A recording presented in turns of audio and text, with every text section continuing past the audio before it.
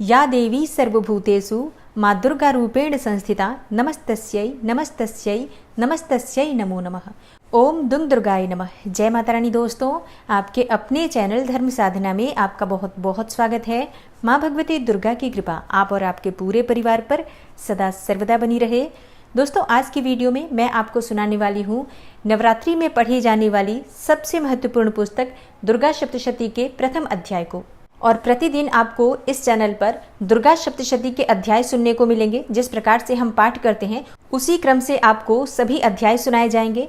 और बाकी की सभी वीडियो जैसे कि नवरात्रि से संबंधित जो भी वीडियो जरूरी हैं वो सारी वीडियो चैनल पर अपलोड हो चुकी हैं। और नवरात्रि में माँ भगवती दुर्गा के 9 स्वरूपों की आराधना की जाती है। प्रतिदिन माँ दुर्गा के अलग अलग स्वरूप में हम उनकी आराधना करते हैं। तो प्रतिदिन की पूजा विधि क्या होगी, कौन सा भोग हमें अर्पित करना है, किस रंग के वस्त्र धारण करने हैं, किस प्रकार से पूजा आराधना करें, यह संपूर्ण जानकारी की वीडियो आपको प्रतिदिन इस चैनल पर प्राप्त होगी। जैसे कि एक दिन पहले ही आपको अगले दिन की पूजा विधि की जानकारी मिल जाएगी। मतलब नवरात्रि में कलश स्थापना से लेकर कलश के विसर्जन तक किस सामग्री को हमें क्या करना है, किस सामग्री को हम विसर्जित करेंगे, किस सामग्री का किस प्रकार से प्रयोग करना है, ये सभी जानकारी की वीडियो आपको सही समय पर प्राप्त हो जाएंगी।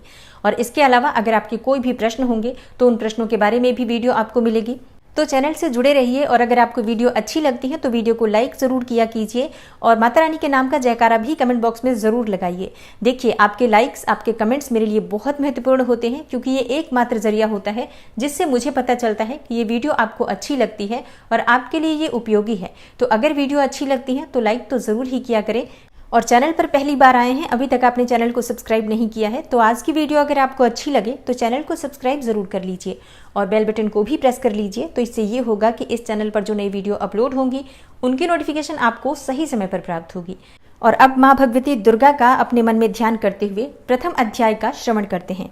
इस अध्याय में मेधा ऋषि ने राजा सुरथ और समाधि को भगवती की महिमा बताते हुए मधुकैटभ के वध का वर्णन किया है। ओम नमश्चंडिकायै। मार्कंडेय जी बोले, सूर्य के पुत्र सावरणी जो 8वें मनु कहे जाते हैं, उनकी उत्पत्ति की कथा विस्तार पूर्वक कहता हूँ, आप सब ध्यान पूर्वक सुने। सूर्य कुमार महाभाग सावरणी भगवती महामाया के अनुग्रह से जिस प्रकार मनवंतर के स्वामी हुए वही प्रसंग सुनाता हूँ। पूर्व काल की बात है। स्वारोचिस मनवंतर में सुरथ नाम के एक राजा थे जो चैत्र वंश में उत्पन्न हुए थे। वे प्रजा का अपने औरस पुत्रों की भांति धर्म पूर्वक पालन करते थे। तो भी उस समय कोला विध्वंसी नाम के क्षत्रिय उनके शत्रु हो गए। राजा सुरथ की दंड नीति बड़ी प्रबल थी। उनका शत्रुओं के साथ संग्राम हुआ। यद्यपि कोला विध्वंसी संख्या में कम थे तो भी राजा सुरथ युद्ध में उनसे परास्त हो गए। तब वे युद्ध भूमि से अपने नगर को लौट आए और केवल अपने देश के राजा होकर रहने लगे। समूची पृथ्वी से अब उनका अधिकार जाता रहा, किंतु वहां भी उन प्रबल शत्रुओं ने उस समय महाभाग राजा सुरथ पर आक्रमण कर दिया। राजा का बल क्षीण हो चला था, इसलिए उनके दुष्ट, बलवान एवं दुरात्मा मंत्रियों ने वहां उनकी राजधानी में भी राजकीय सेना और खजाने को हथिया लिया। सुरथ का प्रभुत्व नष्ट हो चुका था, इसलिए वे शिकार खेलने के बहाने घोड़े पर सवार हो वहां से अकेले ही एक घने जंगल में चले गए। वहां उन्होंने विप्रवर मेधा मुनि का आश्रम देखा, जहां कितने ही हिंसक जीव अपनी स्वाभाविक हिंसा वृत्ति को छोड़कर परम शांत भाव से रहते थे। मुनि के बहुत से शिष्य उस वन की शोभा बढ़ा रहे थे। वहां जाने पर मुनि ने उनका सत्कार किया और वे उन मुनि श्रेष्ठ के आश्रम पर इधर उधर विचरते हुए कुछ काल तक रहे। फिर ममता से आकृष्ट चित्त होकर वहां इस प्रकार चिंता करने लगे, पूर्व काल में मेरे पूर्वजों ने जिसका पालन किया था वही नगर आज मुझसे रहित है। पता नहीं मेरे दुराचारी भृत्यगण उसकी धर्मपूर्वक रक्षा करते हैं या नहीं। जो सदा मद की वर्षा करने वाला और शूरवीर था, वह मेरा प्रधान हाथी अब शत्रुओं के अधीन होकर न जाने किन भोगों को भोगता होगा। जो लोग मेरी कृपा, धन और भोजन पाने से सदा मेरे पीछे पीछे चलते थे, वे निश्चय ही अब दूसरे राजाओं का अनुसरण करते होंगे। उन अपव्ययी लोगों के द्वारा सदा खर्च होते रहने के कारण अत्यंत कष्ट से जमा किया हुआ मेरा वह खजाना खाली हो जाएगा। ये तथा और भी कई बातें राजा सुरथ निरंतर सोचते रहते थे। एक दिन उन्होंने वहां विप्रवर मेधा के आश्रम के निकट एक वैश्य को देखा और उससे पूछा, भाई तुम कौन हो? यहाँ तुम्हारे आने का कारण क्या है? तुम क्यों शोकग्रस्त और अनमने से दिखाई देते हो? राजा सुरथ का यह प्रेम पूर्वक कहा हुआ वचन सुनकर वैश्य ने विनीत भाव से उन्हें प्रणाम करके कहा। वैश्य बोला, हे राजन, मैं धनियों के कुल में उत्पन्न एक वैश्य हूँ। मेरा नाम समाधि है।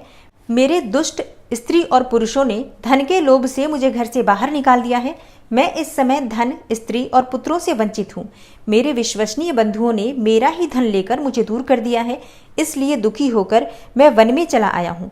यहाँ रहकर मैं इस बात को नहीं जानता कि मेरे पुत्रों की, स्त्री की और स्वजनों की कुशल है या नहीं। इस समय घर में वे कुशल से रहते हैं अथवा उन्हें कोई कष्ट है। वे मेरे पुत्र कैसे हैं? क्या वे सदाचारी हैं अथवा दुराचारी हो गए हैं? राजा ने पूछा, जिन लोभी स्त्री पुत्र आदि ने धन के कारण तुम्हें घर से निकाल दिया, उनके प्रति तुम्हारे चित्त में इतना स्नेह का बंधन क्यों है? वैश्य बोला, आप मेरे विषय में जैसी बात कहते हैं वह सब ठीक है, किंतु क्या करूं, मेरा मन निष्ठुरता नहीं धारण करता। जिन्होंने धन के लोभ में पड़कर पिता के प्रति स्नेह, पति के प्रति प्रेम तथा आत्मीय जन के प्रति अनुराग को तिलांजलि दे मुझे घर से बाहर निकाल दिया है, उन्हीं के प्रति मेरे हृदय में इतना स्नेह है। हे महामते, गुणहीन बंधुओं के प्रति भी जो मेरा चित्त इस प्रकार से प्रेम मग्न हो रहा है, यह क्या है? इस बात को मैं जानकर भी नहीं जान पाता। उनके लिए मैं लंबी सांसें ले रहा हूँ और मेरा हृदय अत्यंत दुखित हो रहा है। उन लोगों में प्रेम का सर्वथा अभाव है, तो भी उनके प्रति जो मेरा मन निष्ठुर नहीं हो पाता, उसके लिए क्या करूं? मार्कंडेय जी कहते हैं, हे ब्रह्मन, तदनंतर राजाओं में श्रेष्ठ सुरथ और वह समाधि नामक वैश्य दोनों साथ साथ मेधा मुनि की सेवा में उपस्थित हुए और उनके साथ यथा योग्य न्यायानुकूल विनयपूर्ण बर्ताव करके बैठे। तत्पश्चात वैश्य और राजा ने कुछ वार्तालाप आरंभ किया। राजा ने कहा, हे भगवान, मैं आपसे एक बात पूछना चाहता हूँ, उसे बताइए। मेरा चित्त अपने अधीन न होने के कारण वह बात मेरे मन को बहुत अधिक दुख देती है। जो राज्य मेरे हाथ से चला गया है, उसमें और उसके संपूर्ण अंगों में मेरी ममता बनी हुई है। हे मुनिश्रेष्ठ, यह जानते हुए भी कि अब वह मेरा नहीं है, अज्ञानी की भांति मुझे उसके लिए दुख क्यों होता है? यह क्या है? इधर यह वैश्य भी घर से अपमानित होकर आया है। इसके पुत्र, स्त्री और भृत्यों ने इसे छोड़ दिया है। स्वजनों ने भी इसका परित्याग कर दिया है, तो भी वह उनके प्रति अत्यंत हार्दिक स्नेह रखता है। इस प्रकार यह तथा मैं दोनों ही बहुत दुखी हैं। जिसमें प्रत्यक्ष दोष देखा गया है, उस विषय के लिए भी हमारे मन में ममता जनित आकर्षण पैदा हो रहा है। हे महाभाग, हम दोनों समझदार हैं, तो भी हम में जो मोह पैदा हुआ है, यह क्या है? विवेक शून्य पुरुष की भांति मुझमें और इसमें भी यह मूढ़ता प्रत्यक्ष दिखाई देती है। तब ऋषि बोले, हे महाभाग, विषय मार्ग का ज्ञान सब जीवों को है। इसी प्रकार विषय भी सबके लिए अलग अलग है। कुछ प्राणी दिन में नहीं देखते और दूसरे रात में ही नहीं देखते, तथा कुछ जीव ऐसे हैं जो दिन और रात्रि में भी बराबर ही देखते हैं। यह ठीक है कि मनुष्य समझदार होते हैं, किंतु केवल वे ही ऐसे नहीं होते। पशु, पक्षी और मृग आदि सभी प्राणी समझदार होते हैं। मनुष्यों की समझ भी वैसी ही होती है जैसी उन मृग और पक्षियों की होती है, तथा जैसी मनुष्यों की होती है वैसी ही मृग, पक्षी आदि की भी होती है। यह तथा अन्य बातें भी प्रायः दोनों में ही समान है। समझ होने पर भी इन पक्षियों को तो देखो, ये स्वयं भूख से पीड़ित होते हुए भी मोहवश बच्चों की चोंच में कितने चाव से अन्न के दाने डाल रहे हैं। हे नरश्रेष्ठ, क्या तुम नहीं देखते कि ये मनुष्य समझदार होते हुए भी लोभवश अपने किए हुए उपकार का बदला पाने के लिए पुत्रों की अभिलाषा करते हैं? यद्यपि उनमें समझ की कमी नहीं है, तथापि वे संसार की स्थिति, जन्म मरण की परंपरा बनाए रखने वाले भगवती महामाया के प्रभाव द्वारा ममतामय भंवर से युक्त मोह के गहरे गर्त में गिराए गए हैं। इसलिए इसमें आश्चर्य नहीं करना चाहिए। जगदीश्वर भगवान विष्णु की योग निद्रा रूपा जो भगवती महामाया है, उन्हीं से यह जगत मोहित हो रहा है। वे भगवती महामाया देवी ज्ञानियों के भी चित्त को बलपूर्वक खींचकर मोह में डाल देती हैं। वे ही इस संपूर्ण चराचर जगत की सृष्टि करती हैं तथा वे ही प्रसन्न होने पर मनुष्यों को मुक्ति के लिए वरदान देती हैं। वे ही पराविद्या, संसार बंधन और मोक्ष की हेतुभूता सनातनी देवी तथा संपूर्ण ईश्वरों की भी अधीश्वरी हैं। राजा ने पूछा, हे भगवान, जिन्हें आप महामाया कहते हैं, ये देवी कौन है? ब्रह्मन, उनका आविर्भाव कैसे हुआ तथा उनके चरित्र कौन कौन हैं? ब्रह्मवेताओं में श्रेष्ठ महर्षि उन देवी का जैसा प्रभाव हो, जैसा स्वरूप हो और जिस प्रकार प्रादुर्भाव हुआ हो, वह सब मैं आपके मुख से सुनना चाहता हूँ। तब ऋषि बोले, हे राजन, वास्तव में तो ये देवी नित्य स्वरूपा ही है।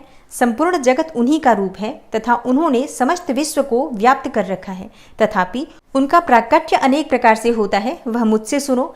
यद्यपि वे नित्य और अजन्मा है, तथापि जब देवताओं का कार्य सिद्ध करने के लिए प्रकट होती हैं, उस समय लोक में उत्पन्न हुई कहलाती हैं।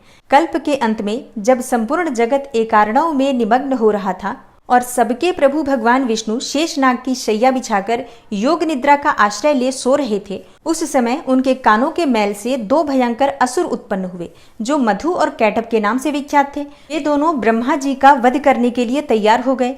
भगवान विष्णु के नाभि कमल में विराजमान प्रजापति ब्रह्मा जी ने जब उन दोनों भयानक असुरों को अपने पास आया और भगवान को सोया हुआ देखा, तब एकाग्र चित्त होकर उन्होंने भगवान विष्णु को जगाने के लिए उनके नेत्रों में निवास करने वाली योग निद्रा का स्तवन आरंभ किया, जो इस विश्व की अधीश्वरी, जगत को धारण करने वाली, संसार का पालन और संहार करने वाली तथा तेजः स्वरूपा भगवान विष्णु की अनुपम शक्ति है। उन्हीं भगवती निद्रा देवी की भगवान ब्रह्मा स्तुति करने लगे। ब्रह्मा जी ने कहा, हे देवी, तुम ही स्वाहा, तुम ही स्वधा और तुम ही वसटकार हो। स्वर भी तुम्हारे ही स्वरूप है और तुम ही जीवन दायिनी सुधा हो। नित्य अक्षर प्रणव में अकार, उकार, मकार, इन तीनों मात्राओं के रूप में तुम ही स्थित हो तथा इन तीन मात्राओं के अतिरिक्त जो बिंदु रूपा नित्य अर्ध मात्रा है, जिसका विशेष रूप से उच्चारण नहीं किया जा सकता, वह भी तुम ही हो। हे देवी, तुम ही संध्या, सावित्री तथा परम जननी हो। हे देवी, तुम ही इस विश्व ब्रह्मांड को धारण करती हो। तुमसे ही इस जगत की सृष्टि होती है, तुम्ही से इसका पालन होता है और सदा तुम ही कल्प के अंत में सबको अपना ग्रास बना लेती हो। हे जगन्मयी देवी, इस जगत की उत्पत्ति के समय तुम सृष्टि रूपा हो, पालन काल में स्थिति रूपा हो तथा कल्पांत के समय संहार रूप धारण करने वाली हो। तुम ही महाविद्या, महामाया, महामेधा, महास्मृति, महामोह रूपा, महादेवी और महासुरी हो और तुम ही तीनों गुणों को उत्पन्न करने वाली सबकी प्रकृति हो। भयंकर काल रात्रि, महारात्रि और मोहरात्रि भी तुम ही हो। तुम ही श्रीम, तुम ही ईश्वरी, तुम ही ह्रीम और तुम ही बोध स्वरूपा बुद्धि हो। लज्जा, पुष्टि, तुष्टि, शांति और क्षमा भी तुम ही हो। तुम खड्गधारिणी, शूलधारिणी, घोर रूपा तथा गदा, चक्र, शंख और धनुष धारण करने वाली हो। बाण, भुशुंडी और परिघ ये भी तुम्हारे अस्त्र हैं। तुम सौम्य और सौम्यतर हो। इतना ही नहीं, जितने भी सौम्य एवं सुंदर पदार्थ हैं, उन सबकी अपेक्षा तुम अत्यधिक सुंदरी हो। पर और अपर, सबसे परे रहने वाली परमेश्वरी तुम ही हो। हे सर्वस्वरूपे देवी, कहीं भी सत असत रूप जो कुछ वस्तुएं हैं और उन सबकी जो शक्ति है, वह तुम ही हो। ऐसी अवस्था में तुम्हारी स्तुति क्या हो सकती है? जो इस जगत की सृष्टि, पालन और संहार करते हैं, उन भगवान को भी जब तुमने निद्रा के अधीन कर दिया है, तब तुम्हारी स्तुति करने में यहाँ कौन समर्थ हो सकता है? मुझको, भगवान शंकर को तथा भगवान विष्णु को भी तुमने ही शरीर धारण कराया है, अतः तुम्हारी स्तुति करने की शक्ति किसमें है? हे देवी, तुम तो अपने इन उदार प्रभावों से ही प्रशंसित हो। ये जो दोनों दुर्धर असुर मधु और कैटभ हैं, इनको मोह में डाल दो और जगदीश्वर भगवान विष्णु को शीघ्र ही जगा दो और इसके साथ ही इनके भीतर इन दोनों महान असुरों को मार डालने की बुद्धि उत्पन्न कर दो। तब ऋषि कहते हैं, हे राजन, जब ब्रह्मा जी ने वहां मधु और कैटभ को मारने के उद्देश्य से भगवान विष्णु को जगाने के लिए तमोगुण की अधिष्ठात्री देवी योग निद्रा की इस प्रकार स्तुति की, तब वे भगवान के नेत्र, मुख, नासिका, बाहु, हृदय और वक्षस्थल से निकलकर अव्यक्त जन्मा ब्रह्मा जी की दृष्टि के समक्ष खड़ी हो गई। योग निद्रा से मुक्त होने पर जगत के स्वामी भगवान जनार्दन उस एकार्णव के जल में शेषनाग की सैया से जाग उठे। फिर उन्होंने उन दोनों असुरों को देखा। वे दुरात्मा मधु और कैटभ अत्यंत बलवान तथा पराक्रमी थे। वे क्रोध से लाल आंखें किए ब्रह्मा जी को खा जाने के लिए उद्योग कर रहे थे। तब भगवान श्री हरि ने उठकर उन दोनों के साथ 5000 वर्षों तक केवल बाहु युद्ध किया। वे दोनों भी अत्यंत बल के कारण उन्मत्त हो रहे थे। इधर महामाया ने भी उन्हें मोह में डाल रखा था, इसलिए वे भगवान विष्णु से कहने लगे, हम तुम्हारी वीरता से संतुष्ट हैं, तुम हम लोगों से कोई वर मांगो। श्री भगवान बोले, यदि तुम दोनों मुझ पर प्रसन्न हो तो अब मेरे हाथ से मारे जाओ। बस इतना सा ही मैंने वर मांगा है, यहाँ दूसरे किसी वर से क्या लेना है। ऋषि कहते हैं, इस प्रकार धोखे में आ जाने पर जब उन्होंने संपूर्ण जगत में जल ही जल देखा, तब कमल नयन भगवान से कहा, जहाँ पृथ्वी जल में डूबी हुई न हो, जहाँ सूखा स्थान हो, वहीं हमारा वध करो। ऋषि कहते हैं, तब तथास्तु कहकर शंख, चक्र और गदा धारण करने वाले भगवान ने उन दोनों के मस्तक अपनी जांघ पर रखकर चक्र से काट डाले। इस प्रकार ये देवी महामाया ब्रह्मा जी की स्तुति करने पर स्वयं प्रकट हुई थी। अब पुनः तुमसे उनके प्रभाव का वर्णन करता हूँ, सुनो।